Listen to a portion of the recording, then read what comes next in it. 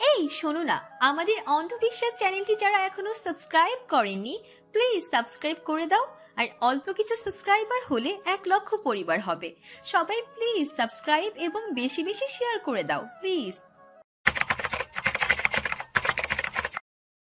এবার এগোর সোজা পূব দিকে। এই ছাদের পূর্ব দিকটায় মেহনুরের এখন আর খুব একটা আসে না। পাশেই তো অর্কের ব্যালকনি, তারপরে রুম। ওই দিনের পর থেকে ছাদের পশ্চিম দিকটা একমাত্র জায়গা করে নিয়েছে মেহনুর। মেহরাব সাহেব মেয়েকে একটা দোলনা বানিয়ে দিয়েছেন এখানে। মেহনুর ডানে বামে না তাকিয়ে সিঁড়ি বেয়ে সোজা ছাদের পশ্চিম দিকে চলে যায়। তখন খেয়াল করেনি ছাদে আরো কেউ আছে। মেহনুর সর্পিল গতিতে এগোচ্ছে। সামনে দুটো ছায়া দেখা যাচ্ছে। ছায়া অবয়ব বলে দিচ্ছে একজন ছেলে অপরজন মেয়ে, তবে মেহনুর ঠিক চিনতে পারছে না কে বা কারা আছে এখানে। মেহনুর দাঁড়িয়ে যায় তাদের কণ্ঠস্বর আর একটু খেয়াল করে শোনার জন্য, যদি চিনতে পারে। দেখ কলি, একদম কাঁদবি না। 10 মিনিট ধরে দেখেছি শুধু কেঁদেই যাচ্ছিস। আরে ইয়ার, কিছু তো বল বল, তুই কি চাস? মরে যাব আমি? মেহনুরের তীক্ষ্ণ দৃষ্টি এবার স্বাভাবিক হয়ে আসে। ওর স্পষ্ট শুনতে পাওয়া পুরুষালী কণ্ঠটি দিহাদের। তার বিপরীতে মাথা নিচু করে দাঁড়িয়ে থাকা মেয়েটি কলি। পরপরই শুনতে পেল কলির করুণ কণ্ঠস্বর। আমি অনাথ একটা মেয়ে। শুনেছি বাবা মা ভালোবেসে পালিয়ে বিয়ে করেছিলেন। দুজনের পরিবার থেকে কেউ তাদেরকে মেনে নেয়নি। বাবা মায়ের একজন কমন ফ্রেন্ড ছিলেন। তার মাধ্যমে চড়ুই ভাতির সংসার পাতে এই অচেনা শহরে এসে বাবা একটা প্রাইভেট জব করতে শুরু করেন। এখানে আসার 2.5 মাস পরেই জানতে পারেন তারা বাবা মা হতে চলেছেন।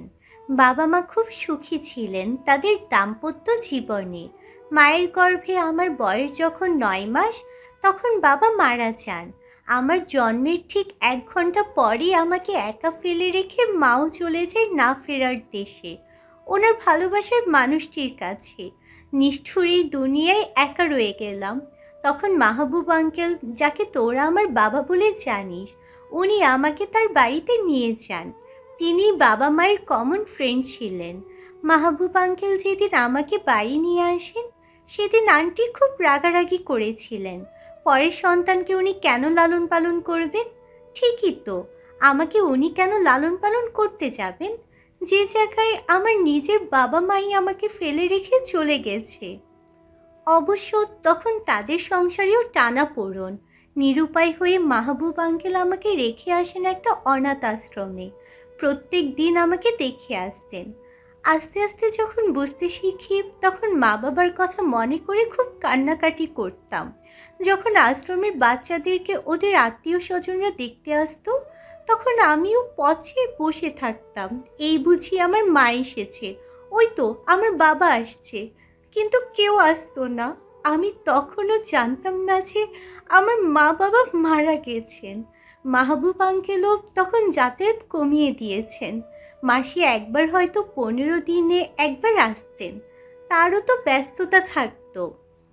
যখন ক্লাস 6-এ ভর্তি হতে হবে, তখন আঙ্কেলের কাছে খুব কান্নাকাটি করে বলি আমাকে বাহিরের স্কুলে ভর্তি করানোর জন্য। তখন জানতে পারলাম আমি অনাথ, এই দুনিয়ায় আমার কেউ নেই। আঙ্কেল আমাকে ওনাদের মেয়ের পরিচয়ে স্কুলে ভর্তি করিয়ে দিলেন। বছর 2 পরে অনাথ আশ্রম থেকে আঙ্কেল আবার তার বাড়ি নিয়ে যান আমায়। অবশ্য আমি জোর করেছিলাম। কি করতাম বল? কখনো তো বাবার আদর পাইনি, মায়ের ভালোবাসা পাইনি। আঙ্কেলের মধ্যে আমার বাবার প্রতিচ্ছবি খুঁজে পেতাম। ভাবতাম আমার বাবা বেঁচে থাকলে হয়তো আমাকে এইভাবেই আদর করতেন, নয়তো তার আদরের মাত্রা কয়েক লক্ষ গুণ বেশি হতো। বাসে আন্টি জানতেন না যে আমি তাদের পরিচয়ে পড়াশোনা করছি। এটা জানার পর তিনি আবার চেঁচামেচি করেন। ভাবেন পরিচয়ের সাথে আঙ্কেল হয়তো আমার খরচও বহন করেন। কিন্তু আন্টি এটা জানতেন না যে আমি তাদের বাড়িতে থাকতে গেছি ঠিকই, কিন্তু আমি আমার নিজের উপর শর্তও রেখেছি। আমার যাবতীয় খরচ নিজে বহন করব, আর কয়েকদিন পর থেকে বাসা ভাড়াও দিব। যখন রান্না করতে পারবো, তখন থেকে নিজের খাবার নিজেই রান্না করব। বিনিময়ে আমার একটা পরিবার চাই, আমি শুধু তাদের সাথে থাকতে চাই। আমার এই কথাই শুনে আঙ্কেল রাজি হচ্ছিলেন না। কিন্তু পরিস্থিতি তাকে বাধ্য করে। আর আন্টিও আর রাগারাগি চেঁচামেচি করেননি। ছাত্রী হিসেবে অতটাও খারাপ ছিলাম না। ক্লাস 7 থেকে টিউশনি শুরু করি। আস্তে আস্তে উপরের ক্লাসে উঠছি আর টিউশনির পরিমাণও বাড়িয়ে দিচ্ছি। তখন নিজের রান্নাটাও নিজে করতে শিখে গেছি। স্কুল শেষ করলাম, তোরা হুটহাট আমার বাসায় চলে যেতি। এতে আন্টি বিরক্ত হতেন, যদিও আঙ্কেলের সামনে কিছু বলতেন না। তাও আমি ঠিক বুঝতাম, তাই বাসায় আন্টিকে বলে রাখতাম আমার বন্ধুরা বাসায় আসলে তাদেরকে যাতে আপ্যায়ন করে। খরচের পরিমাণটা আমি পরে দিয়ে দেব। কলেজ শেষ হলে অ্যাডমিশন যুদ্ধে জয়ী হয়ে ভার্সিটিতে ভর্তি হওয়ার পর জীবনের মায়াই ছেড়েই দিয়েছিলাম। বাসায় টুকটাক আন্টিকে সাহায্য করা, নিজের সব কাজ গুছিয়ে আবার নিজের জন্য রান্না করা, নিজের পড়াশোনা, টিউশনি করতে যাওয়া, নিজের টিউশন, ভার্সিটি সব মিলিয়ে আমি কুলিয়ে উঠতে পারতাম না। মাস শেষে হিমশিম খেতে হতো। সারাদিন এটা ওটা করে ক্লান্ত শরীর নিয়ে বাসায় ফেরার পর মুখে মিষ্টি হাসিটা রেখে কলিং বেলটা চাপতে হতো। বালিশে মুখ গুজে কত রাত কেঁদেছি। অসুস্থ হয়েছ? ওষুধ খাও, ভালো হয়ে যাবে। সবাই শুধু এই কথাটাই বলতো, কিন্তু তারা তো আর বুঝতো না সব রোগ ওষুধে ভালো হয়ে যায় না। কেউ এটা বলতো না, কলি তোর কি হয়েছে, শরীর খারাপ লাগছে, আয় আমার কোলে মাথা রেখে শুয়ে থাক, মাথায় হাত বুলিয়ে দে, আরাম পাবি। কে বলবে, কে করবে এরকম? যাদের করার কথা তারা তো স্বার্থপরের মতো আমায় ছেড়ে চলে গেছে সে কবে। জীবনের এত বাস্তবতার নিতে পারছিলাম না। মনে হতো সব ছেড়ে চলে যায় বাবা মার কাছে। বাবা মা ছাড়া অনেক ছেলে মেয়ে বড় হয়েছে হয়, তবে ওদের কাছের অন্য মানুষগুলো ওদের পাশে থাকে। ওরা জীবনে বেঁচে থাকার মানে খুঁজে পায়, ভরসা পায়। কিন্তু আমার তো সেই জায়গাটা ছিল না। আপন মানুষগুলোর কেউ ছিল না আমার পাশে। তাহলে আমি কেন বেঁচে থাকতাম বল? আমার তো কোনো মায়া, কোনো পিছুটানো ছিল না। আত্মহত্যা পাপ জেনেও চেষ্টা করেছি বহুবার, তবে মাঝে মাঝে মনে হতো জীবনের মানেটা না হয় নিজেই খুঁজে নিই। পৃথিবীটা খুব সুন্দর, চাইলে এখান থেকে চলে যাওয়া যায়, কিন্তু ফিরে আসা তো যায় না। মনকে বুঝাই নিজের জন্যই না হয় বেঁচে রইলাম। শেষে স্কলারশিপ পেয়ে পড়াটা কমপ্লিট করলাম। এত দৌড়ঝাঁপ, উত্থান পতন, অনেক সময় না খেয়ে কত রাত নির্ঘুম কাটিয়েও আমি দিব্যি ছিলাম, আছি, এই তো আমি। দিহা চুপ করে দাঁড়িয়ে আছে, শরীরটা অসাড় হয়ে আসছে ওর। কলি অনাথ, এটা শোনার পরেও এতটা ধাক্কা লাগেনি যতটা না কলির ভয়ঙ্কর জীবনের গল্প শুনে লেগেছে। কলি চুপচাপ থাকতো সব সময়। ওরা ভাবতো কলির স্বভাবতই এমন। ওরা কখনো ঘুণাক্ষরেও টের পায়নি কলির জীবনের গল্পটা এতটা নির্মম। মানুষ এতটা স্বার্থপর কি করে হয়? সবাই শুধু সুযোগ নিতে চায়। স্তব্ধতা ঘিরে ধরেছে মেহনুরকে। মেহনুর খুব শক্ত মনের, কথায় কথায় তো দূর, অতি সহজে ওর চোখে পানি আসে না। সে বাধ্যগত অশ্রু দুফুটা আজ অবধি হয়ে ঠেলে ঠুলে ওই নীলাদ্রি চোখ বেয়ে বেরিয়ে এসেছে। কলির বলা প্রত্যেকটা কথা মনে দাগ কেটেছে গভীরভাবে। মেয়েটা কত দুঃখ কষ্ট বুকে চেপে দিব্যি মুখে হাসি ফুটিয়ে ঘুরে বেড়ায়। দেখলে বোঝাই যায় না ওর অতীত আর বর্তমানটা এতটা শোচনীয়। চটজলদি হাতের পিঠে চোখ মুছে নেয় মেহনুর। মুখ ফুলিয়ে বড় বড় শ্বাস ফেলে নিজেকে সংযত করে মেহনুর। কলি দিহাতকে চুপ থাকতে দেখে তার ছেলের সুরে বলল, আমার জীবনে হিসাবটা মিলবার নয়, কারণ আমার জীবনের অঙ্কটা অন্যদের মতো সরল নয়। আমি চাই না আমাকে কেউ করুণা করুক, তাই এই কথাগুলো কখনো কাউকে বলিনি। জন্মের পর হয়তো নিঃসঙ্গতাই আমার ভবিতব্য ছিল। জীবনের অর্ধেক সময় তো পার করে দিয়েছি, বাকি জীবনটাও না হয় এভাবেই কাটিয়ে দেব। ব্যস্ত আছি, কোনো চিন্তা নেই, ভাবনা নেই, আশা আকাঙ্ক্ষা চাওয়া পাওয়া কিচ্ছু নেই। হার ভালোবাসা সেটাও কি নেই? আমি কি তোর কাছে তোর অতীত জানতে চেয়েছি? আমি আমার প্রশ্নের উত্তর জানতে চেয়েছি। আমার আব্বু আম্মু বিদেশে, অথচ আমি এখানে। তাদের একমাত্র সন্তান হওয়ার সত্ত্বেও আমি তাদের সাথে না থেকে এখানে কেন পড়ে থাকি? তুই কি বুঝিস না, নাকি বুঝেও না বোঝার অভিনয় করিস? দিহাত কলির দুই বাহুতে শক্ত করে চেপে ধরে আছে। রাগে ওর চোখ রক্ত জবার মতো লাল হয়ে আছে, কপালে দুইটা রগ ফুলে গেছে। চোয়াল শক্ত করে কলির দিকে তাকিয়ে আছে দিহাত। কলি ওর বাহুদয় থেকে দিহাদের হাত ছাড়াতে ছাড়াতে বলল, আমার কিছু বোঝার নেই দিহাত, পথ ছাড়, যেতে দে আমা। দিহাত কলিকে শক্ত করে ওর বুকের সাথে জড়িয়ে ধরল। আকস্মিক দিহাদের এহেন কাণ্ডে কলি হকচকিয়ে যায়, চোখ খিচে বন্ধ করে হাত মুষ্টিবদ্ধ করে নেয়। জীবনের প্রথম কোনো পুরুষের সংস্পর্শে অপ্রীতিকর ঘটনা, অস্বস্তি লাগছে খুব। দিহাত কাতর গলায় বলল, তোকে চাই আমার, আমি তোকে ভালোবাসি, তোকে ছাড়া বাঁচতে পারবো না কলি, মরেই যাব আমি, বড্ড বেশি ভালোবাসি তোকে, আমার শুধু তোকেই চাই, শুধু তোকেই চাই। দিহাত ছাড় আমায়, কেউ দেখতে পেলে খারাপ ভাববে। দেখতে পাক, ভাবুক খারাপ, ছাড়ার জন্য তো তোকে আমি ধরিনি, আমি তোকে ভালোবাসি তাই তোকে ধরেছি। দিহাত পাগলামি করিস না, ছাড় আমায়। ছাড়বো না। ছাড় বলছি। আগে বল, তুইও আমাকে ভালোবাসিস না? বল, তুই আমায় ভালোবাসিস না? হ্যাঁ ভালোবাসি। কলি এক ঝটকায় দিহাদের আলিঙ্গন থেকে নিজেকে ছাড়িয়ে নিয়ে ফের বলল, ভালোবাসি আমি তোকে, তবে শুধু একজন বন্ধু হিসেবে। তুই আমার কাছে এর থেকে বেশি কিছুই না, শুধু একজন ভালো বন্ধু তুই আমার। কলি, এইভাবে বলিস না, কষ্ট হয় আমার, সহ্য হয় না রে, আমি কিন্তু সত্যি মরেই যাব। মরে যা তুই, চলে যা এখান থেকে, জীবনে আর আমার চোখের সামনে আসবি না তুই। বেশ, তবে তাই হোক, চলে যাচ্ছি আমি। যাকে চেয়েছি তাকে না পেলে এ জীবন রেখেই বা কী করবো আমি?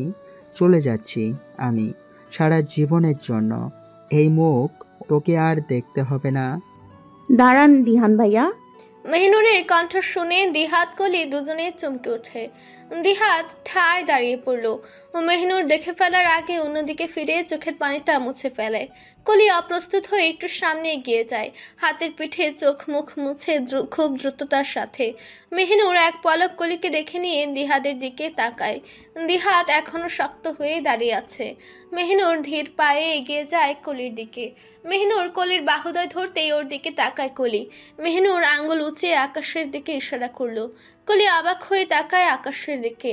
মেহনুর বলল, মেঘমুক্ত চাঁদহীন লক্ষ তারা খচিত সীমাহীন আকাশটা কি অদ্ভুত সুন্দর, তাই না? সুন্দর, তবে কত ভয়ঙ্কর তার রূপ। পৃথিবী থেকে কত লক্ষ লক্ষ আলোকবর্ষ দূরে জ্বলজ্বল করে জ্বলতে থাকা ওই নক্ষত্রগুলো পৃথিবীর কোনো না কোনো প্রান্তে কাউকে না কাউকে নৈসর্গিক সৌন্দর্য উপভোগ করার প্রশান্তি দিচ্ছে প্রতিনিয়তই। পৃথিবী থেকে ওদের দূরত্ব এতটাই যে চাইলেই তাদের কাছে ছুটে যাওয়া যায় না, একটু ছুঁয়ে দেখা যায় না। তারা স্থির তাদের নিজস্ব অবস্থানে, নিজস্ব পরিক্রমায়। শুনেছি যারা ভালো মানুষ তারা নাকি মারা যাওয়ার পর আকাশে তারা হয়ে যায়। তোমার বাবা মাও হয়তো আছেন ওদের ভিড়ে। চকিত দৃষ্টি ঘুরে মেহনুরের দিকে তাকালো কলি আর দিহাত। মেহনুর স্মিত হেসে বলল, আমি অনেকক্ষণ আগেই ছাদে এসেছি, জানতাম না আপনারাও এখানে আছেন। আমি আপনাদের দুজনের সব কথাই শুনেছি। কলি দৃষ্টি সরিয়ে নেয় শূন্যে। দিহাতও তাই করলো। মেহনুর কলির দু গাল ধরে বলল, কেন শুধু শুধু দিহান ভাইকে কষ্ট দিচ্ছ আর নিজেও কষ্ট পাচ্ছ? তাকে ভালোবাসো তো নাকি? চোখে দেখে স্পষ্ট বুঝতে পারছি। আল্লাহ না করুক এখন যদি দিহান ভাইয়া মারা যায়, তাহলে উনিও কিন্তু আকাশের তারা হয়ে যাবেন। তখন চাইলেও তাকে আর দেখতে পারবে না, কাছে যেতে পারবে না, তাকে ছুঁয়েও দেখতে পারবে না। দিহান ভাইয়া নিঃসন্দেহে একজন ভালো মানুষ। সে শুধু তোমাকে ভালোবাসে, তোমাকে চায়, তুমি যেমন তেমন ভাবেই তোমাকে চায়। মেহিনুর, তুমি ছোট মানুষ, সব কিছু এভাবে হয় না। হ্যাঁ, তবে তুমি আমাদের থেকে বহুগুণে বেশি জ্ঞানী, কিন্তু তুমি বাস্তবতাটা দেখতে চাইছো না। চালচুলোহীন একটা অনাথ মেয়েকে কেন কেউ তাদের ছেলের বউ করতে চাইবে? তাহলে স্বীকার করছো তো যে তুমিও ভালোবাসো? না, এই কথা আমি কখন বললাম? এই তো এক্ষুনি। দিহান ভাইয়া আঙ্কেল আন্টি জানি কোথায় থাকেন? কানাডায়। কানাডায়? কোন জায়গায়? আঙ্কেল আন্টির ফোন নাম্বারটা দেন তো। হিরন্টো শহরে। তাই?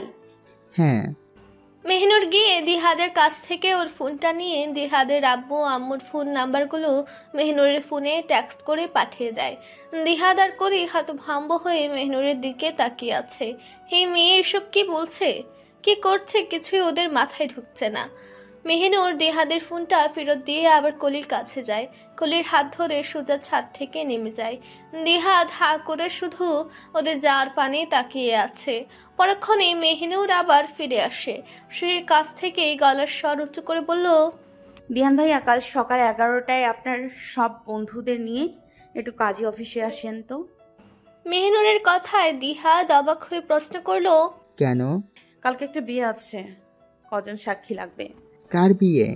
গেলেই দেখতে পারবেন। ঠিক সকাল 11টা, মনে থাকবে তো? হ্যাঁ। গুড, সময় মতো চলে আসবেন কিন্তু। ঘড়ির কাঁটা বলছে 10:45। দরজার বাহিরে পায়চারি করছে মেহনুর। সূর্যের প্রখরতার জন্য চোখ ধরা যাচ্ছে না। ডান হাতে থাকা ফোনটা বাম হাতে নিয়ে ডান হাতটা কপালের উপর দিয়ে তীক্ষ্ণ দৃষ্টি মেলে রাস্তার দিকে তাকালো। একটা গাড়িও দেখা যাচ্ছে না। ওইদিকে কাজের সাহেব তাড়া দিচ্ছে বারবার। মেহনুর রুকে দিয়ে কাজে অফিসের ভেতরটায় দেখে নিল। কলি চুপচাপে বসে আছে। তনিমা সারা ঘর জুড়ে হাঁটছে আর একটু পরপর কাজের সাহেবকে বাচ্চাদের মতো এটা ওটা জিজ্ঞেস করে ওনার মাথা বিগড়িয়ে দিচ্ছে। কাজী সাহেব ওর প্রশ্নের উত্তর দিতে দিতে যখন বিরক্ত হয়ে এক ধমক দিয়ে ওকে চুপ করায়, এমনিতেই তার দেরি হয়ে যাচ্ছে, তার উপর তনিমার যত আজগুবি কথাবার্তা। তনিমা কাজের দিকে মুখ ভেঙচে দিয়ে কলির পাশে গিয়ে বসল। মেহনুর ঠোঁট টিপে হেসে আবার দৃষ্টি সরিয়ে নেয়। অদূরে একটা গাড়ি দেখা যাচ্ছে। হাতে থাকা গোল্ডেন ফিতের ঘড়িটা এক পলক তাকে সময়টা দেখে নিল মেহনুর। 10:55। কাজী অফিসের সামনে পরপর দুইটা গাড়ি এসে থামলো। প্রথম গাড়িটা থেকে বেরিয়ে আসলো রাওনাফ আর রোশনি। অপর গাড়ি থেকে অর্ক, দিহাদ, অয়ন আর রোশান। মেহনুর সবাইকে তাড়া দিয়ে কাজী অফিসের ভেতরে চলে যায়। কলি, তুই বিয়ে করছিস? উৎকণ্ঠিত স্বরে অয়নের বলা কথাটা শুনতে পেয়ে সবাই চোখেতে তাকালো অয়নের দিকে। অয়নের দৃষ্টি স্থির দরজার বাম পাশে পেতে রাখা সোফাটায়। অয়নের দৃষ্টি অনুসরণ করে সবাই তাকালো সেদিকে। কলি লাল টুকটুকে বসে আছে। দিহাদ, অর্ক, অয়ন বিস্ফোরিত চোখে তাকিয়ে আছে কলির দিকে। অর্ক, অয়ন দ্রুত পায়ে এগিয়ে যায় কলির দিকে। ঠায় দাঁড়িয়ে রইল দিহাদ। ওর হৃৎপিণ্ডটা কাজ করছে না মনে হচ্ছে শরীরটা ক্রমশ দুর্বল হয়ে যাচ্ছে। বুকের ভেতরটায় চিনচিনিয়ে ব্যথা করছে, গলা শুকিয়ে আসছে। কাকে বিয়ে করছিস তুই? অর্ক অবাক হয়ে কলির দিকে প্রশ্ন ছুড়ল। সবার উপস্থিতিতে অর্কের এই প্রশ্নে কলি কিছুটা অপ্রস্তুত হয়ে পড়ল। ও চুপ করে রইল, কি বলবে বুঝতে পারছে না। কি হলো বল। কলির নীরবতা অধৈর্য হয়ে অর্ক ফের বলল। কলি ইতস্তত ভাবে আঙ্গুল উঁচিয়ে দরজার দিকে ইশারা করলো। অর্ক দরজার দিকে তাকে বিস্মিত কণ্ঠে বলল, মানে দিহাতকে? নিজের নাম শুনে চমকে উঠল দিহাত। চটজলদি মুখে তুলে তাকালো কলির দিকে। চোখাচোখি হয়ে যায় দুজনের। লজ্জায় চোখ নামিয়ে নেয় কলি। দিহাত বিস্মিত হয়ে তাকায় মেহনুরের দিকে। মেহনুর মাথা উপর নিচ নেড়ে দিহাতকে আশ্বস্ত করে যে ও যেটা শুনতে পেয়েছে সেটা সত্যি। দিহাত চোখ বন্ধ করে একটা দীর্ঘশ্বাস টানে। স্বস্তির নিঃশ্বাস ফেলিয়ে মুখে হাসি ফুটিয়ে সম্মুখে এগোয়। মাহবুব সাহেবকে জোরে ধরে খুব কান্নাকাটি করছে কলি। এই মানুষটা ওর বাবার অভাবটা অনেকটা পূরণ করেছেন। ওর দুঃসময়ে একমাত্র এই মানুষটাই তো ওর পাশে ছিল। ওর জন্মদিনে ওকে রাত 12টায় ঘুম থেকে তুলে সারপ্রাইজ দিতেন প্রতিবার। ওর রেজাল্টে খুশি হয়ে পাড়ার সবাইকে মিষ্টিমুখ করাতেন। অনেক সময় কলি না চাওয়ার সত্ত্বেও অনেক কিছু পেয়েছে এই মানুষটার কাছ থেকে। কলির কাছে মাহবুব সাহেব ওর বাবার সমতুল্য। একজন বাবা তার সন্তানের জন্য যতটা করেন, মাহবুব সাহেবও নিজের সর্বোচ্চটা দিয়ে চেষ্টা করেছেন। কলি এই মানুষটার কাছে চিরঋণী। মাহবুব সাহেবও কলির মাথায় হাত বুলিয়ে দিতে দিতে চোখের জল ফেলছেন। কলিকে তিনি নিজের মেয়ের মতোই ভালোবাসেন। যদিও তিনি অনেক ক্ষেত্রে অপারগ ছিলেন, তাও তিনি সাধ্যমতো কলিকে আগলে রাখার চেষ্টা করেছেন। আজ যেন কলির কান্নার বাঁধ ভেঙে গেছে। কিছুতেই ওর কান্না থামছে না। হাকলিমা বেগমও মাহবুব সাহেবের স্ত্রী এসেছেন। তিনি নীরবে চোখের জল ফেলছেন। এই অনাথ মেয়েটার প্রতি এতটা নির্দয় না হলেও পারতেন। হয়তো সেটাই ভেবেই কাঁদছেন।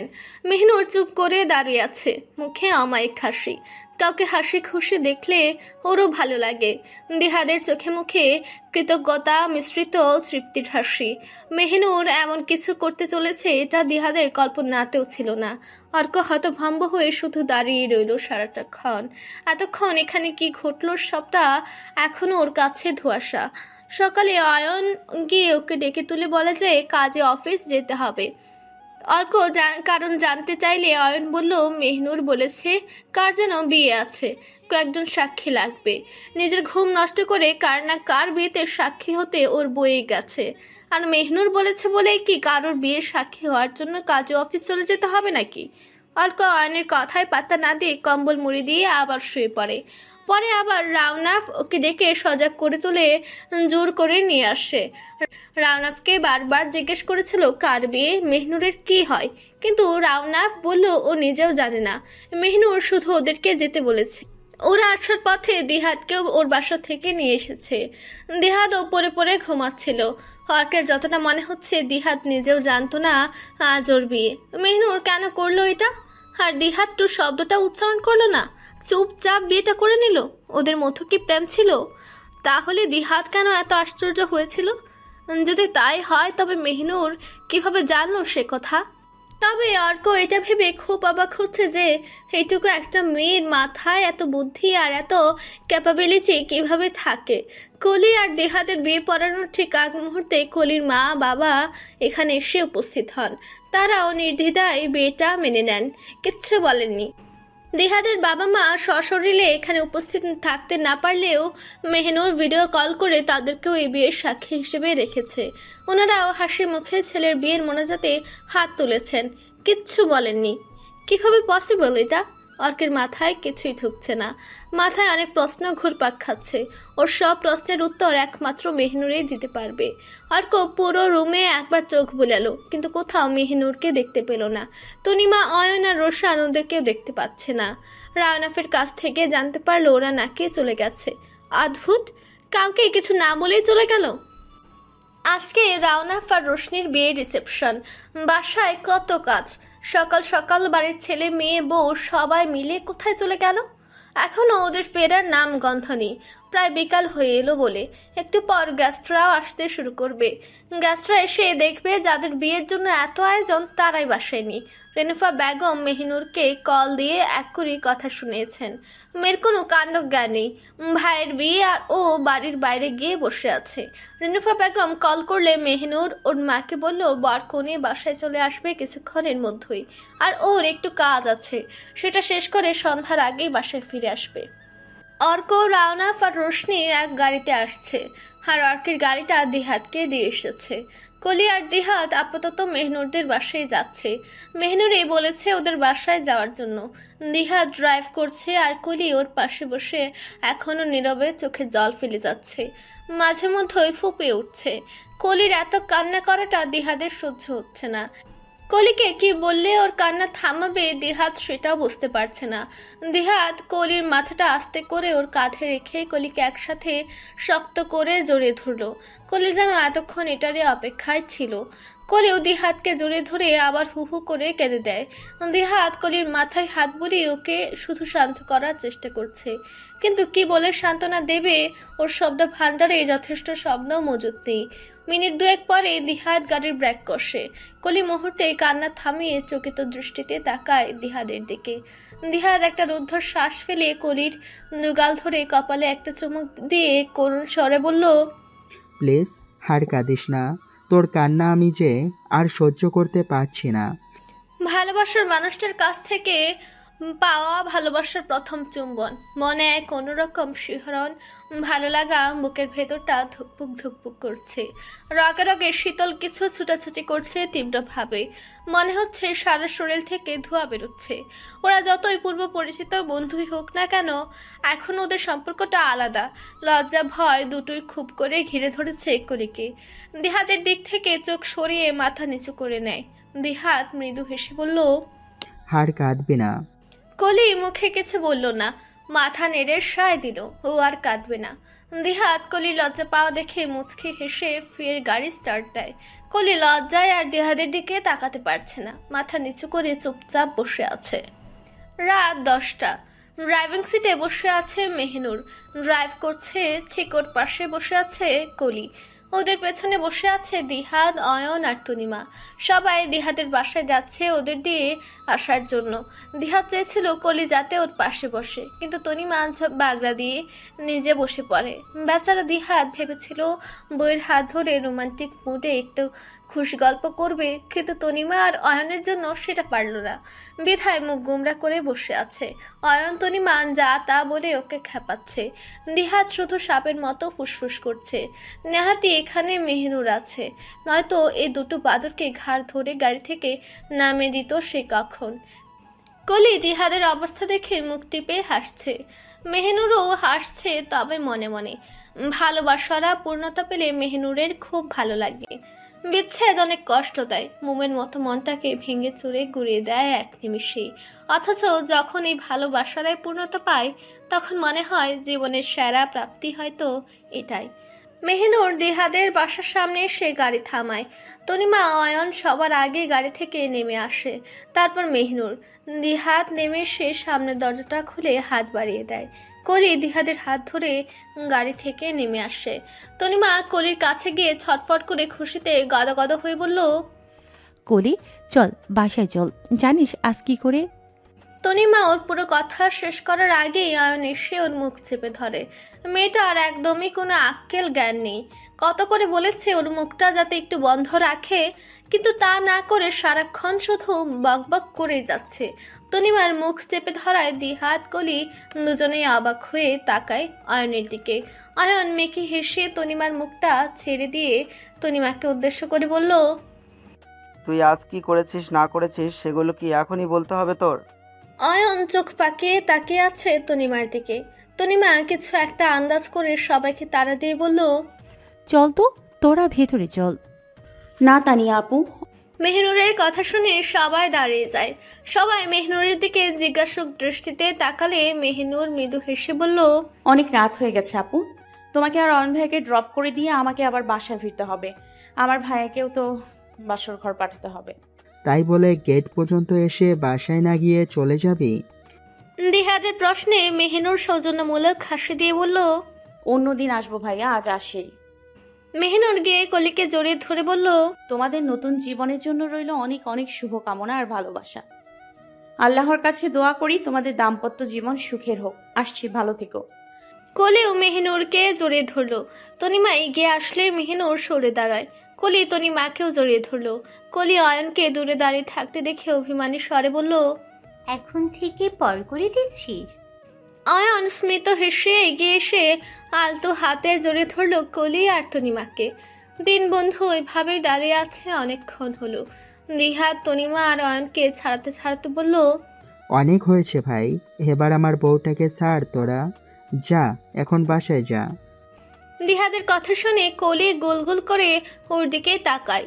দিহাদ সেসবে পাত্তা না দিয়ে গলার স্বর উঁচু করে বলল, মেহনুর বোন আমার, তুমি যাও তো, এই মিসকে শয়তান দুটোকে গিয়ে বাসায় রেখে আসো, নয়তো দেখবে শেষে এরা আমার বাসরটাই ভেস্তে দিয়েছে। দিহাদের এমন মুখ কাটা কথা শুনে কলির চোখ কোটর থেকে বেরিয়ে আসার উপক্রম। ছি, এই ছেলে কি বলে এসব? লজ্জা শরম কি পুরে খেয়ে ফেলেছে নাকি? মুখে কিচ্ছু আটকায় না। তনিমা আর অয়ন চোখ রাঙিয়ে তাকায় কলির দিকে। ওদের চোখ বলছে, শুনলি তোর জামাইয়ের কথা শুনলি? কলি ওদের দিকে অসহায় দৃষ্টিতে তাকায়। কলির চোখের চাহনি বলছে, আমিও তো সেটাই ভাবছি, ও তো আগে এরকম ছিল না। মেহনুর সবার মুখের অবস্থা দেখে মুখ টিপে হেসে তনিমা আর অয়নের দিকে চোখ পাকিয়ে বলল, এই যে মিচকে শয়তানের দল, বাসায় চলো। মেহনুরের কথার ভঙ্গিমা দেখে সবাই হেসে দেয়। তারপর সবাই চলে আসার জন্য উদ্যত হতেই দিহাদ ডাকলো, মেহনুর। দিহাতে ডাকে পেছনে ফিরে তাকায় মেহনুর। দিহাত কলিকে নিয়ে এগিয়ে যায় মেহনুরের দিকে। কলিকে এক হাতে জড়িয়ে রেখে কৃতজ্ঞ চিত্তে বলল, তোমাকে ধন্যবাদ দিয়ে ছোট করব না, কিন্তু আজ তুমি যেটা করলে সেটা আমরা কোনোদিনও ভুলতে পারবো না। আমি কিছুই করিনি, যা করার উপরওয়ালাই করেছেন, আমি তো শুধুমাত্র উৎছিলা।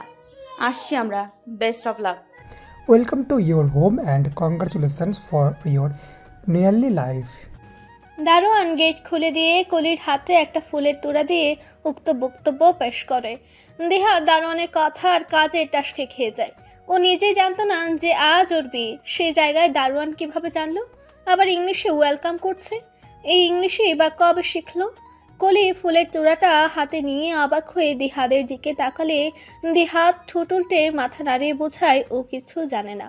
দিহাত দারোয়ানের দিকে সন্দিহান চোখে তাকিয়ে বলল, রহিম চাচা, তুমি কি জানলে এসব? হেট করে কইতাছি, আগে এইটা কইছো শুনি আমার ইংরেজিটা কেমন আছে। তোমাকে এইসব করতে কে বলেছে? ভালো আছেন না? ওই সেইরি তো ভালো মতোই কইছিল, আমার মন থায় না, বারবার ভুলাইয়া যায়। আসলে হইগুলো তোমার যে ছেড়া গাড়িতেও নামাইয়া তুইয়া গেছিস, এই ছেড়িয়া আমারে কইছেন তোমরা যে ভালা বাড়ির ভেতরে ঢুকবা তখন এই থাবায়াটা কইতাম। দিহাত বুঝতে পারছে দারোয়ান মেহনুরের কথা বলছে, তাও দিহাত প্রশ্ন করলো, মেহনুর ও কখন এসেছিল? দারোয়ান দ্রুত মাথা ঝাঁকিয়ে বলল, ওহ, মেহনুর দুপুরে আইসিনি। মেহনুর দুপুরে এখানে এসেছিল শুনে কলি আর দিহাত দুজনেই খুব অবাক হলেও দারোয়ানের সামনে কেউ কিছু না বলে বাসার ভিতরে চলে আসে। বাসার মেন দরজাটা খুলতেই উপর থেকে শত শত গোলাপের পাপড়ি ছড়িয়ে পড়ছে। কলি আর দিহাত আশ্চর্য হয়ে সেদিকে তাকায়। হঠাৎ করেই কলির নজর পড়ে সিঁড়ির কাছে একটা হৃদয় আকৃতির সাইনবোর্ড। সেটা লেখা ওয়েলকাম মিস্টার অ্যান্ড মিসেস। দিহাত আর কলি উভয়ই রীতিমতো অবাক। ওদেরকে এইভাবে কেউ সারপ্রাইজ দেবে এটা ভাবতেও পারেনি। কলি একদৃষ্টে তাকিয়ে ওই লেখাটার উপর হাত বোলাচ্ছে। দিহাত হুট করে কলিকে কোলে তুলে নিল। আকস্মিক এমন হয় কলি চমকে ওঠে। পর মুহূর্তেই লজ্জায় মুখ লুকায় দিহাদের বুকে। দিহাত কলিকে কোলে নিয়ে সিঁড়ি বেয়ে ওর ঘরে চলে যায়। দিহাত ঘরে গিয়ে কলিকে ঠিক বিছানার মাঝখানটায় বসিয়ে দেয়। দরজাটা আগে থেকেই খোলা ছিল, তবে একটু ভিড়ানো ছিল। ঘরের ভিতর শুধু একটা ড্রিম লাইট জ্বলছে। রুমের লাইট জ্বালানোর জন্য সুইচ টিপতেই দিহাত আর কলির চক্ষু চড়াক গাছ। পুরো রুমটা রকমারি ফুল দিয়ে ডেকোরেশন করা। কলি বিছানা থেকে নেমে ঘুরে ঘুরে পুরো ঘরটা দেখছে। ড্রেসিং টেবিলের আয়নায় কিছু একটা দেখতে পেয়ে দিহাত এগিয়ে যায় সেদিকে। আয়নায় একটা চিরকুট লাগানো। দিহাত চিরকুটটা হাতে নেয়। ওটা লেখা, কি সারপ্রাইজটা কেমন লাগলো? অবশ্য আমি জানি আপনাদের খুব ভালো লেগেছে, বেশি কিছু করতে পারিনি। ওইটুকু সময়ের মধ্যে এতটুকু করতে পেরেছি। দুজনে মিলে একটু মানিয়ে নেবেন কেমন? ড্রেসিং টেবিলের বাম পাশে দেখুন একটা বক্স রাখা আছে, ওইটাই ফ্লাইটের 2টো টিকিট আছে। এটা আমার ভাইয়া এবং আপুর জন্য আমার তরফ থেকে ছোট্ট একটা গিফট। কাল দুপুর 12:30টায় ফ্লাইট। এখন আপাতত কক্সবাজার থেকে হানিমুনটা সেরে আসেন, তারপর না হয় হানিমুন ট্রিপ দিতে মালদ্বীপ গেলেন। চারদিকে শুনশান নীরব নিস্তব্ধতায় ঘেরা। ফাঁকা রাস্তায় খুব ধীর গতিতে ড্রাইভ করছে মেহিনুর। মাঝে মধ্যে দু একটা গাড়ি ক্রস করছে। গাড়ির ভেতরে লাইটগুলো অফ করে দিয়ে সামনের জানালাগুলো খোলায় রেখেছে। চারিদিকে ফুরফুরে সতেজ হাওয়া বইছে। জোনাকিরা দল বেঁধে রাস্তার দুপাশে শোকসভা বসিয়েছে। দেখে মনে হচ্ছে এক আকাশ তারা বোধহয় মাটিতে নেমে এসেছে। মেহিনুর একবার ভেবেছিল গাড়ির হেডলাইটগুলো অফ করে দিবে। জোনাকির আলোয় বাকি রাস্তাটা অনায়াসে চলে যেতে পারবে। আইন লঙ্ঘনের অভিযোগে শেষে থানায় গিয়ে এই সৌন্দর্য উপভোগ করা থেকে বঞ্চিত হওয়ার বোকামিটা আর করল। লাইটগুলো থাক, তাও এভাবেই বেশ লাগছে। আর যদি এই গাড়িটার সাথে না থাকতো তাহলে নিশ্চিত ও এই ফাঁকা রাস্তায় হাঁটতো। এমন মনোরম স্নিগ্ধ মায়াবী রাতে খোলা আকাশের নিচে হাঁটতে কার না ভালো লাগে। অবশ্য এটা যদি কানাডা হতো তাহলে আর গাড়ির দোহাইও দিত না, নিজের মনের তীব্র ইচ্ছাটাকে প্রশ্রয় দিত। তবে এই মুহূর্তে গুনগুনিয়ে একটা গান গাইলে মন্দ হয় না। এই ওয়েদারে এই গানটার ওর মাথায় আসলো। মেহনুর মুচকি হেসে সুর তুলল, নীল আকাশের নিচে আমি রাস্তা চলেছি একা। গান গাইতে গাইতে লুকিং গ্লাসে এক ঝলক নজর পড়তে ভ্রুজোড়া কুচকে আসে মেহনুরের। গান থামিয়ে গ্লাসের দিকে সূক্ষ্ম দৃষ্টি মেলে তাকায়। কেউ একজন বাইক নিয়ে ওর গাড়ির পেছন পেছন আসছে। মেহনুর তুলনামূলক অনেক কম স্পিডে গাড়ি চালাচ্ছে, আর এই হিসেবে ওই বাইকার ওকে ক্রস করে চলে যাওয়ার কথা। কিন্তু মেহনুরের কেন জানি মনে হচ্ছে ইচ্ছে করে বাইকটাও আস্তে আস্তে চালানো হচ্ছে। তবে কি ওকে কেউ ফলো করছে? পরখ করে নেওয়ার জন্য মেহিনুর গাড়ির ব্রেক কষে, সাথে সাথে পেছনের বাইকটাও দাঁড়িয়ে পড়ে। আশ্চর্য! মেহিনুর অবাক হয়ে মাথা ঘুরিয়ে পেছনে তাকায়। ও কিছু দেখে ওঠার আগেই বাইকের হেডলাইটটাও বন্ধ করে ফেলে। মেহিনুর কিছুক্ষণ সন্দিহান চোখে তাকিয়ে থেকে আবার গাড়িটা স্টার্ট দেয়। পর মুহূর্তেই মেহিনুর লুকিং গ্লাসে তাকিয়ে বুঝতে পারে বাইকটা আবার ওর পিছু পিছু আসছে। মেহিনুর স্বাভাবিকের চেয়েও দ্রুত ড্রাইভ করছে, তবে ভয় পেয়ে নয়, পুরোপুরি কনফার্ম হওয়ার জন্য যে বাইকটা ওকেই ফলো করছে। হুট করে মেহিনুর আবার গাড়ি থামিয়ে দেয়। মুহূর্তেই বাইকটাও দাঁড়িয়ে পড়লো। মেহিনুর স্মিত হেসে ফের গাড়িটা স্টার্ট দেয়, সাথে সেই বাইকও। মিনিট দুয়েক পর মেহিনুর আবার সে একই কাজ করলো, সেই সাথে ওই বাইকারও। মেহিনুরের কাছে এই বিষয়টা খুব ইন্টারেস্টিং লাগছে। অনেকবার একই ঘটনা রিপিট করে। ও বারবার এমন করছে দেখে আরেকবার ওই বাইকার ওকে ক্রস করে চলে যায়। মেহিনুর কিছুক্ষণ তীক্ষ্ণ দৃষ্টিতে তাকিয়ে রইল সামনের দিকে। পর মুহূর্তেই ওই বাইকারকে বিরক্ত করতে পেরে শব্দ করে হেসে উঠল। ছাদে এসে দ্রুত পায়ে পায়চারি করছে অর্ক। সেই সকাল থেকে ওর মনটা অস্থির হয়ে আছে, কবে একটু মেহিনুরকে একা পাবে আর ও ওর মনে থাকার সব প্রশ্নের উত্তর পাবে। রামনাথকে বাসুর ঘরে ঢুকে দিয়ে ছাদে চলে এসেছে অর্ক। ওর হাতে থাকা ফোনের বাটন চেপে সময়টা দেখে নিল। এখন সময় 1:27। ঘড়ি ধরার সময়। এখন থেকে 25 মিনিট আগে অর্ক ছাদে এসেছে। মেহিনুর রাতে ঘুমানোর আগে প্রতিদিন ছাদে আসে এ কথা অর্ক জানে। মেহিনুর ওই একদিন ওকে বলেছিল। তাছাড়া অর্ক নিজেও বেশ কয়েকদিন দেখেছেও। এখন 1:30 বাজে তো কি হয়েছে, রাত 3টে বাজলেও মেহিনুর ছাদে আসবে। এ কদিনে মেহিনুরকে এতটুকু চিনতে পেরেছে অর্ক। প্রায় আরও 5 মিনিট পর মেহিনুরের দেখা মিলল। এক হাতে 250 মিলির দুটো কোকের বোতল, অন্য হাতে মোবাইলের দিকে স্থির দৃষ্টি রেখে ধীর পায়ে এগিয়ে এসে দাঁড়ালো অর্কের পাশে। একটা কোক অর্কের দিকে এগিয়ে দিয়ে বলল, এটা খেয়ে মাথা ঠান্ডা করে তারপর ধীরে সুস্থে প্রশ্ন করুন। মেহিনুরের কথা শুনে অর্ক কপালে ভাঁজ ফেলে চোখ ছোট ছোট করে ওর দিকে তাকিয়ে আছে। মেহিনুর কিভাবে জানলো ও প্রশ্ন করবে বলে এখানে দাঁড়িয়ে আছে? আর ও যে ছাদে আছে মেহিনুর সেটাই বা জানলো কি করে? কি হলো, কি ভাবছেন আপনি? ছাদে? এটা আমি কি করে জানলাম? মেহিনুরের কথা শুনে টাসকে খেয়ে যায় অর্ক। অবাক হলেও বাহিরের ভাবমূর্তির কোনো পরিবর্তন করলো না। অর্ক মেহিনুরের হাত থেকে কোকটা নেয়। মেহিনুর নিজের কোকটা থেকে এক ঢুক খেয়ে স্মিত হেসে বলল, ফ্রিজে একটাও কোক নেই। খালামণি বলল জিম সব খেয়ে ফেলেছে। খালুজান কোনো কারণে দোকানে গিয়েছিলেন, তাকে বললাম আমার জন্য যাতে কোক নিয়ে আসে, কারণ আমার সব কোক তার ছেলে সাবার করে দিয়েছে। আপনি যখন ছাদে আসছিলেন তখন আমি দেখেছিলাম। এখানে এসে আমি একা একা কোক খাবো আর আপনি তাকিয়ে তাকিয়ে দেখবেন।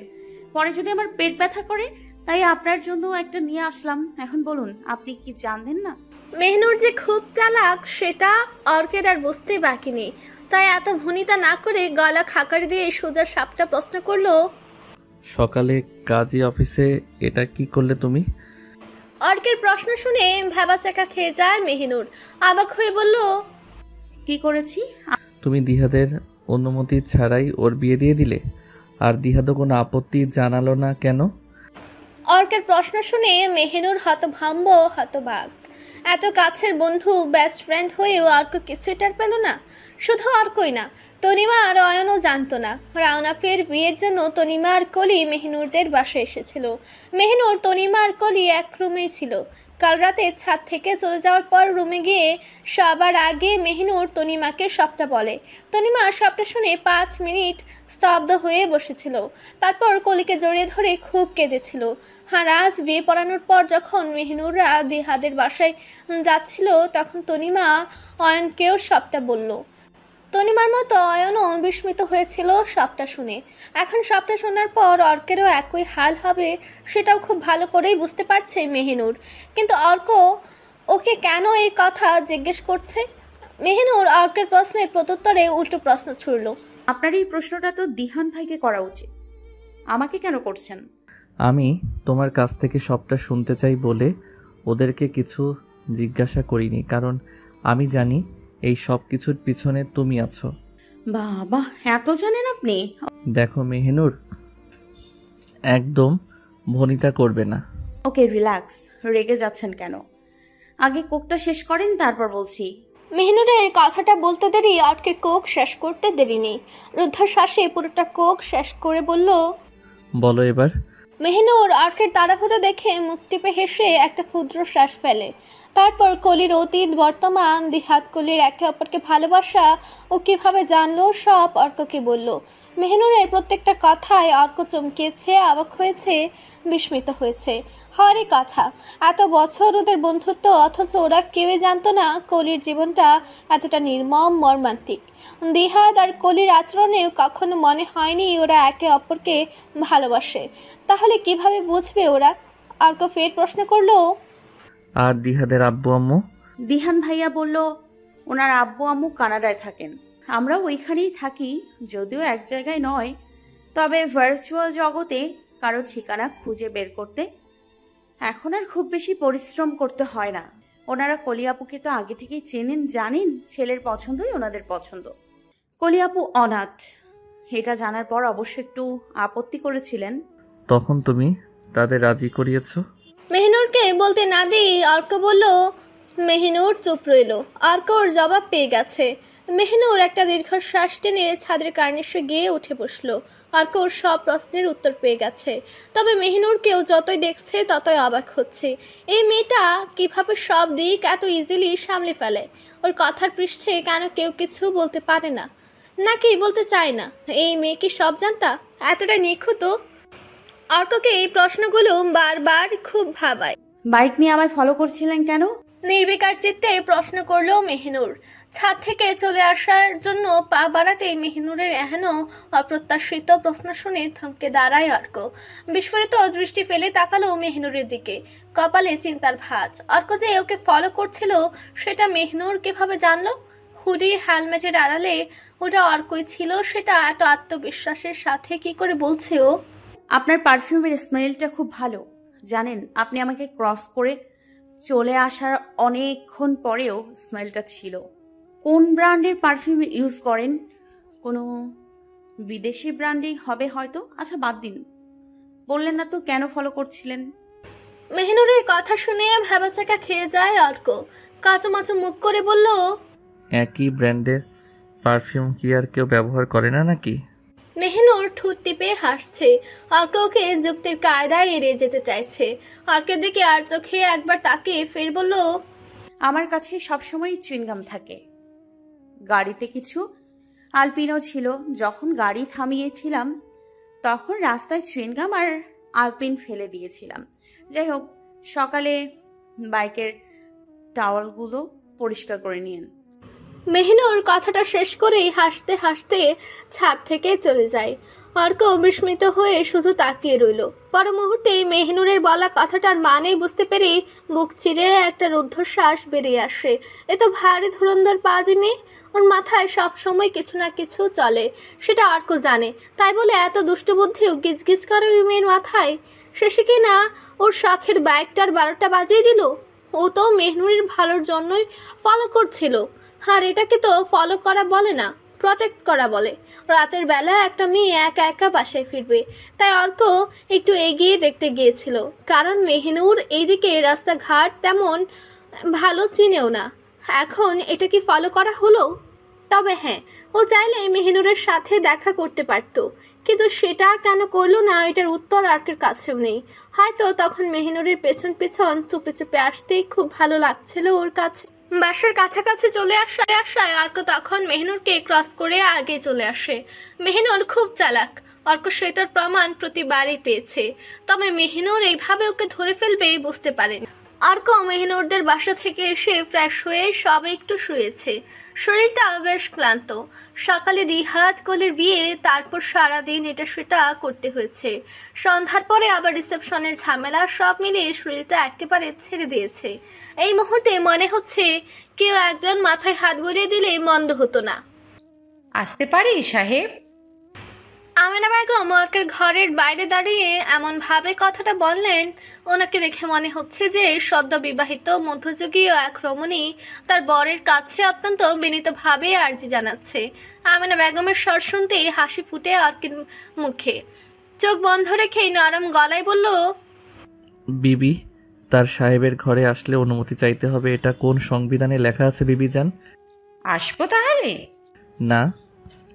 আমেনা বেগম ভ্রুকুটি করে তাকিয়ে আছেন। অর্ক বিছানা ছেড়ে উঠে এসে আমেনা বেগমকে কোলে তুলে নিয়ে বিছানায় বসিয়ে দেয়। আমেনা তখনও নির্লিপ্ত চোখে অর্কের দিকে তাকিয়ে আছে। বিবিজান, এই মুহূর্তে আমি মনে হয় তোমাকেই চাইছিলাম। অর্ক আমেনা বেগমের কোলে মাথা রেখে কথাটা বলল। আমেনা বেগম অর্কের মাথায় হাত বুলিয়ে দিতে দিতে সন্দিহান চোখে তাকিয়ে ভারী কণ্ঠে বলল, আমার তো অন্য কিছু মনে হচ্ছে। অর্ক শুয়ে থেকে মাথাটা হালকা কাত করে চোখ খুলতে আমেনা বেগমের দিকে তাকায়। অর্কের অবুঝ চাহনি দেখে আমেনা বেগম বলল, চারিদিকে বিয়ের মশরুম, এই মুহূর্তে তোর দুই বন্ধু বাসুর ঘরে আছে, হয়তো বউরা পরম যত্ন করে মাথায় হাত বুলিয়ে দিচ্ছে।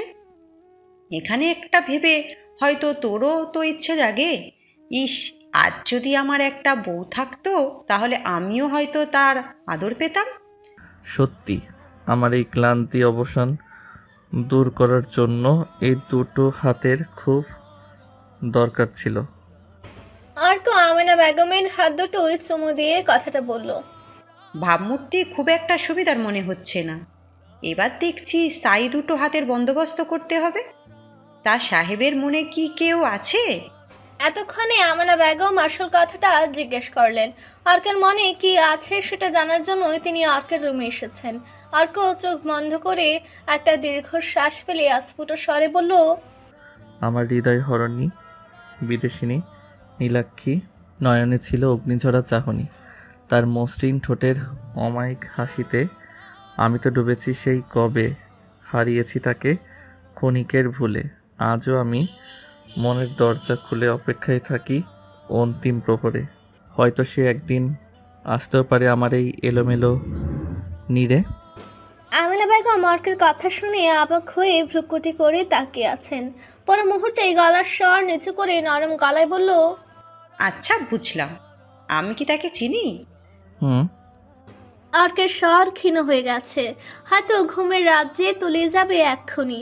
আমেনা বেগম অর্কের প্রশ্নের উত্তর শুনে শুধু মৃদু হাসলেন, কোনো কথা বললেন না, চুপচাপ অর্কের মাথায় হাত বুলিয়ে দিচ্ছেন। কিছু সময় পরেই বুঝতে পারেন অর্ক ঘুমিয়ে পড়েছে। অর্কের মাথাটা বালিশে রেখে আস্তে করে বিছানা থেকে নেমে আসেন। অর্কের পায়ের কাছে থাকা কম্বলটা কোমর অবধি টেনে দিয়ে আমেনা বেগম চলে আসেন। এয়ারপোর্ট থেকে দুজোড়া কাপলকে বিদায় দিয়ে ফিরতে পথে মেহিনুর, তনিমা, অর্ক আর নয়ন, রাউনাফরা এবং দিহাদরা একসাথে কক্সবাজার যাচ্ছে হানিমুনে। এয়ারপোর্টে আসার পর আরেক দফায় সারপ্রাইজ হয়েছিল দিহাদ, কলির সাথে রাউনাফ, রোশনিও। ওদের একসাথে কক্সবাজার যাওয়ার বিষয়টা একে অপরের কেউই জানতো না। রাউনাফ আর রোশনিকে মেহিনুরই কক্সবাজার পাঠাচ্ছে। ওদের এই ট্রিপে রাউনাফ আর দিহাদ দুজনেই খুব খুশি হয়। দুই বন্ধু একসাথে হানিমুনে যাচ্ছে, ব্যাপারটা বেশ ভালোই লাগছে ওদের কাছে। ওদেরকে বিদায় দিয়ে মেহিনুর আর তনিমা মেহিনুরদের গাড়ি করে আসছে। অর্ক আর অয়ন ওদের গাড়ি করে চলে যায়। মেহিনুর ড্রাইভ করছে আর তনিমা ওর পাশে বসে রাজ্যের আলাপ করে। আগে ওদের ফ্রেন্ড সার্কেলের মধ্যেও কি হতো, এখন কি হয়, এই বিষয়গুলোই ওর আলাপের মূল টপিক। মেহিনুর চুপচাপ তনিমার কথা শুনছে, মাঝে মধ্যে শব্দ করে হেসে উঠছে। তনিমাকে ওর খুব ভালো লাগে। মেয়েটা একটু ছটফটে স্বভাবের হলেও মনের দিক থেকে একদম খাঁটি। মন খোলা, কোনো কিছু চেপে রাখতে পারে না, সব বলে ফেলে। মেহিনুরের দিকে মুগ্ধ হয়ে তাকিয়ে আছে তনিমা। মেয়েটা কি সুন্দর, একদম সাদামাটা। ছোটবেলা থেকে বিদেশি আবহাওয়ায় বেড়ে উঠলেও ওর মধ্যে বিদেশিদের আদব কায়দার ছিটেফোঁটা নেই কোনো অহংকার। সবার সাথে অনায়াসে মিশে যায়, কার্পণ্য করে না। মেয়েটার চতুর্দিকে দৃষ্টি, সব দিকে কত সুন্দর করে সামলে ফেলে মুহূর্তেই। মেহিনুর ওর বয়সে ওর থেকে কত ছোট, তাও তনিমার মনে হয় মেহিনুরের কাছ থেকে ওর কত কিছু শেখার আছে। মুখে কি সুন্দর মিষ্টি একটা হাসি বরাবরই লেগেই থাকে। হঠাৎ করে তনিমা কথা বলা বন্ধ করে দিতে মেহিনুর এক পলক তাকায় তনিমার দিকে। পলকহীনভাবে তনিমা ওর দিকে তাকিয়ে আছে। মেহিনুর স্মিত হেসে বলল, কি হয়েছে তনিমা আপু? ঘোর কাটে তনিমার। মৃদু হেসে চোখ সরিয়ে নিয়ে মাথা নেড়ে বোঝালো কিছু হয়নি। সামনের দিকে দৃষ্টি স্থির রেখে মেহিনুর ফের বলল, তুমি কি আমাকে কিছু বলতে চাও? চকিত দৃষ্টিতে তাকায় তনিমা, অবাক স্বরে বলল, তুমি কি করে বুঝলে? তোমাকে দেখে মনে হলো সকাল থেকেই দেখছি তুমি অন্যমনস্ক হয়ে আছো। বলো কি বলতে চাও? এখানে না, চলো না কোথাও গিয়ে বসে কথা বলি। কোথায় যাব? মুহূর্তে তনিমার চোখ চকচক করে উঠল। খুশিতে আপ্লুত হয়ে বলল, গাঙ্গিনী পার। শনশন বাতাসে ঢেউয়ের তালে তালে দুলতে থাকা জলরাশিতে মনে হচ্ছে অজস্র মুক্তা ছড়ানো।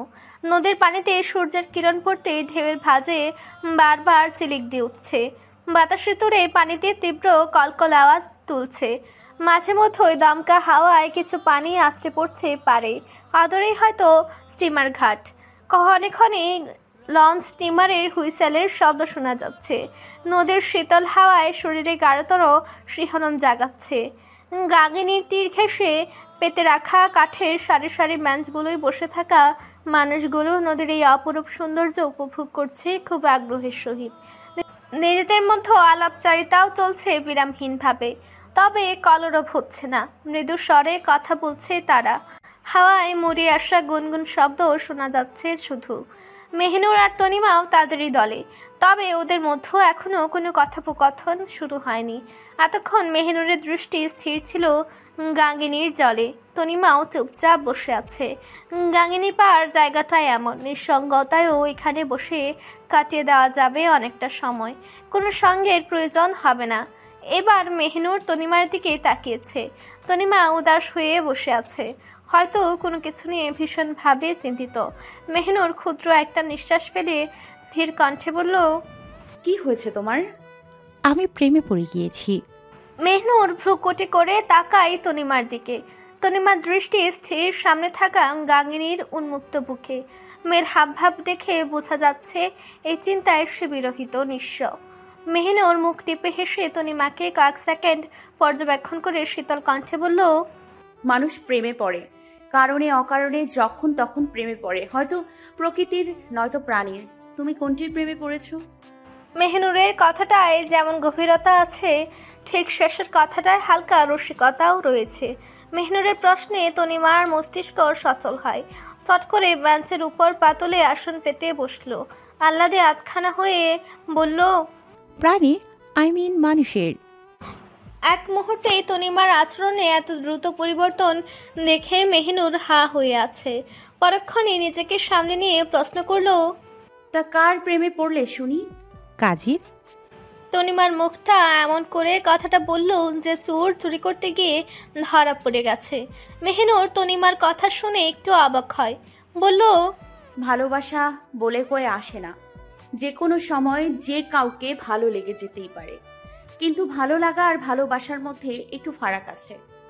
কাজী অফিসে আমরা কতক্ষণ ছিলাম? এই ঘন্টা দেড়েক হবে। ওইটুকু সময়ের মধ্যে ভালোবাসা হয়ে যায় না। যেটা হয় সেটা মোহ, ভালো লাগা। প্রথম দেখাতেই আমি তার প্রেমে পড়ে গিয়েছি। কাল সারাটা রাত আমি ঘুমোতে পারিনি। কাজীর মুখটা চোখের সামনে ভেসে উঠতেই আমার বুকের ভেতরটায় কেমন যেন ধুকপুক ধুকপুক করে। সারা রাত ভেবেছি আমি এটা হয়তো আমার ক্ষণিকের ভালো লাগা, কিন্তু না, তার কথা ভাবতেই নিজের অজান্তেই ঠোঁটের কোণে হাসি ফুটে ওঠে। মনে হয় সে যেন আমার খুব কাছেই আছে। মোহ বা ভালো লাগা নয় মেহনুর, এটাই ভালোবাসা।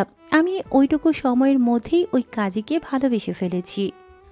তনিমা থমথমে মুখ করে একদমে কথাগুলো বলে শেষ করে। মেহনুর হতভম্ব হয়ে গেছে তনিমার কথা শুনে। কেসটা জটিল মনে হচ্ছে মেহনুরের কাছে। তনিমা ফের বলল, আমার প্রথম প্রেম যদি একজন কাজী হয় তাহলে আমার কি করার থাকতে পারে বলো তো? মেহনুর স্মিত হেসে বলল, কোনো ব্যাপার না। উনি কাজী বলে তাকে কেউ পছন্দ করবে না, এটা কোনো কথা? এটা তো ওনার পেশা। উনি পেশায় কাজী না। তুমি কি করে জানলে? মেহনুর প্রশ্নটা করে সন্ধ্যা চোখে তাকায় তনিমার দিকে। তনিমা মেকি হেসে বলল, ফেসবুক থেকে জেনেছি। ওনার নাম রবিউল ইসলাম শান্ত, পেশায় একজন মেরিন ইঞ্জিনিয়ার। কালকে কাজী অফিসে কেন উনি ছিলেন সেটা তো ওনার মুখ থেকেই শুনতে হবে। মেহনুর পূর্বের ভঙ্গিমায় বলল, ওনার নাম তুমি কি করে জানলে? আসলে কালকে আমি ওনাকে ইচ্ছে করে বিরক্ত করছিলাম, ইচ্ছে করেই আবুল তাবুল প্রশ্ন করছিলাম। তখন ওনার নামটাও জিজ্ঞেস করেছিলাম। মেহনুর, তুমি কিছু একটা করো না প্লিজ। আমি কিন্তু কলির মতো না যে বুক ফাটবে তবুও মুখ খুলবে না। আমি মনের কথা চেপে রাখতে পারি না। মনে যা থাকে মুখেও তাই বলি। আমার অশান্ত মনকে শান্ত করতে ওই শান্তকেই চাই। মেহিনুর অবাক হয়ে শুধু তাকিয়ে আছে। এই মেয়ে তো শুধু প্রেমেই পড়েনি, এমন পড়ায় পড়েছে যে আর উঠতেই পারছে না। মেহিনুর ধীর কণ্ঠে বলল, এইভাবে বললেই তো আর হয় না, ওনারও তো পছন্দ অপছন্দ থাকতে পারে বা কোনো রিলেশন। উনি সিঙ্গেল, ফেসবুকে দেখেছি। মেহিনুরের কথার মাঝে তনিমা ফুকলা হেসে বলল কথাটা। মেহিনুর তনিমা নেহানো কাণ্ডে ফিক করে হেসে দেয়। তনিমা একটু লজ্জা পায়। মেহিনুর মুখে হাসি রেখে বলল, আচ্ছা দেখি কি করা যায়, এখন বাসায় চলো। মেহিনুরের বাসায় ফিরতে ফিরতে প্রায় সন্ধ্যা হয়ে গেছে। ঠিক 7টায় বাসায় ঢুকে ও গুনগুনিয়ে গান গাইতে গাইতে বাসায় ঢুকতে চমকে উঠল মেহিনুর। কয়েক জোড়া চোখ ওর দিকে তাকিয়ে আছে। হতমত খেয়ে যায় মেহিনুর। সবাইকে ওর দিকে তাকিয়ে থাকতে দেখে একটু বিব্রত বোধও করলো। পরিস্থিতি স্বাভাবিক করার জন্য সবার উদ্দেশ্যে সালাম দিল মেহিনুর। সালামের জবাবে অপরিচিত পুরুষালী কণ্ঠস্বর শুনে মেহিনুর মুখ তুলে তাকায়।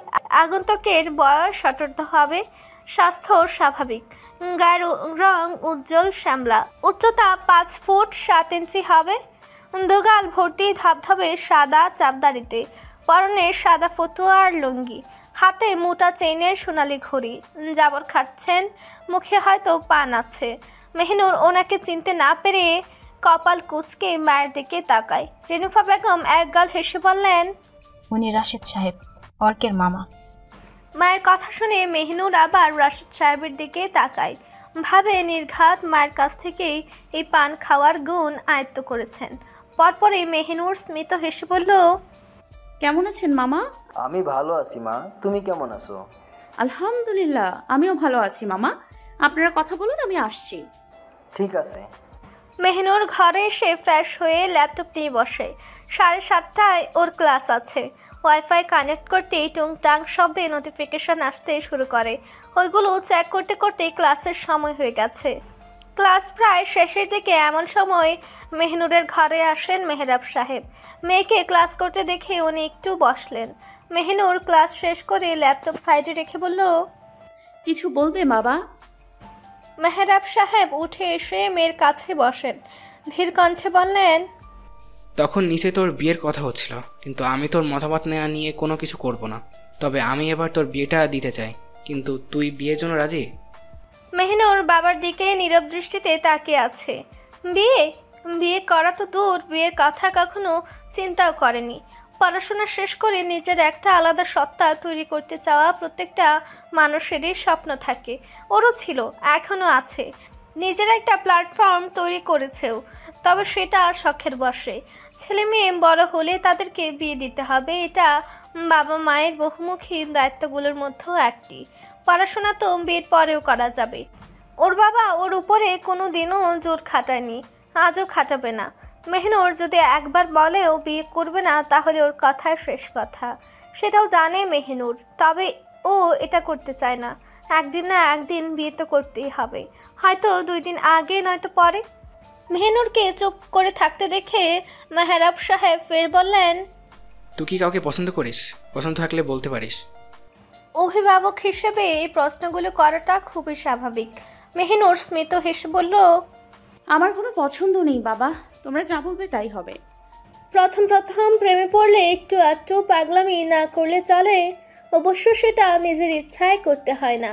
প্রেমের ভূত মাথায় চাপলে এমনিতে এসব পাগলামি দেখা দেয়, যেমনটা এখন তনিমা করছে। সন্ধ্যার পর থেকে অন্তত 20 বার আয়নার সামনে গিয়ে দাঁড়িয়েছে। মুখে আঙ্গুল দিয়ে নখ খুঁটিয়ে আরও সূক্ষ্ম দৃষ্টিতে তাকে নিজেকে খুঁটে খুঁটে দেখছে। কখনো পরনের জামাটা পেছনে টেনে টাইট করে ধরে দেখে নিচ্ছে প্যাটে ম্যাদ বেড়েছে কিনা। আবার কখনো কখনো প্যাট ফুলিয়ে দেখছে মোটা হলে ওকে কেমন লাগে। যদিও তনিমা খুব একটা স্বাস্থ্যবান না, বেশ রোগাসোগায় ও, কিন্তু হয়েছে প্রেমের ভূতে ধরেছে। তনিমার এসব কাণ্ড দেখে বিছানায় বসে মিটিমিটি হাসছে ওর ছোট বোন তিন্নি। টিনেজের তিন্নি বোনের রোগটা কিছুটা হলেও ঠাড় করতে পারছে। তনিমা তিন্নিকে হাসতে দেখে আয়নার দিকে তাকিয়ে চোখ পাকিয়ে বলল, এই তুই হাসছিস কেন? তিন্নি আবার তনিমাকে খুব ভয় পায়। বাসার ছোট সদস্যগুলোই নাকি সবচেয়ে বেশি দুষ্ট হয়। কে বলেছে? অনেক সময় বড়গুলো হয়। তনিমার প্রশ্নে তিন্নি হাসি থামিয়ে ঢুক গিলে গলা ভিজিয়ে নিল। কখনো কথার হেরফের হলেই ঠাস ঠাস শব্দ পাশের বাসা অব্দি শোনা যায়। এখন তিন্নি যেটা আন্দাজ করছে সেটা যদি সত্যি না হয় তাহলে সে ঘটনার পুনরাবৃত্তি ঘটতে বেশিক্ষণ লাগবে না। তিনি মেয়েকে হেসে বলল, তোকে খুব সুন্দর লাগছে আপু। তনিমার প্রশংসা শুনতে ভালোই লাগে। কেউ যদি ওর প্রশংসা করে তাহলে তাকে মাথায় করে রাখবে, কিন্তু তনিমার কাছে তিন্নির কথাটা যুক্তিসঙ্গত মনে হলো না। ওকে সুন্দর লাগছে তারিফ করবে, হাসবে কেন? তনিমা এগিয়ে যায় তিন্নির দিকে, সন্দিহান চোখে তাকিয়ে বলল, কাউকে সুন্দর লাগলে তার প্রশংসা করতে হয় জানতাম, কিন্তু কেউ যে হাসে এটা তো জানতাম না। সত্যি কথা বল তিন্নি, নইলে কিন্তু মার একটাও মাটিতে পড়বে না বলে দিলাম। তনিমা কথাটা বলে হাত উঠিয়ে তিন্নিকে মারার জন্য উদ্যত হতেই তিন্নি আটকে উঠে বলল, বলছি বল। আসলে আমার কাছে তোকে আজকে একটু অন্যরকম লাগছে।